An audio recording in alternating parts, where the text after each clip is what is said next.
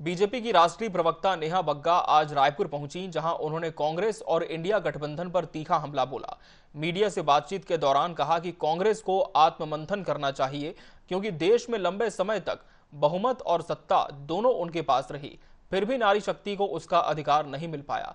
नेहा बग्गा ने कहा कि 16 अप्रैल का दिन महिलाओं के अधिकारों के लिए इतिहास में स्वर्णिम अक्षरों में लिखा जा सकता था, लेकिन इसे निराशा में बदल दिया गया।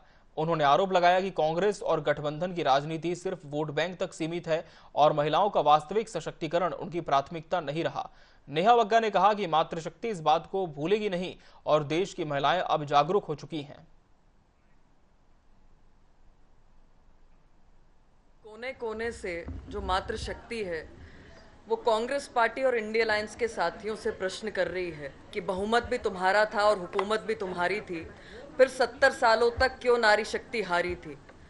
सभी जानते हैं कि भारत अपनी परंपराओं की वजह से लोकतांत्रिक मूल्यों में सदैव आगे रहा है, पर 16 अप्रैल 2026 जो स्वर्णिम अक्षरों में लिखा जा सकता था, उसको एक प्रकार से निराशा में बदलने का काम श्री राहुल गांधी जी, कांग्रेस पार्टी, सपा, टीएमसी और डीएमके जैसे अन्य दलों ने किया है।